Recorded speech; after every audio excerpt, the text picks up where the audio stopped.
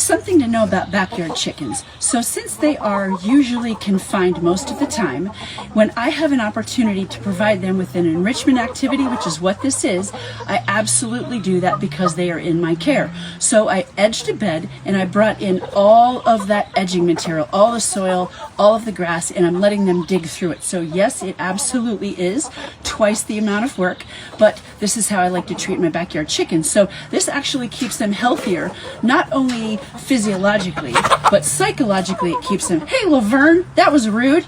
Anyway, it keeps them healthier mentally because now they're focused on something else other than annoying the crap out of each other. So they're looking for insects, they're getting the grass out of there and munching on that. So this is a great activity and something I don't mind doing at all because the eggs they give me are even healthier.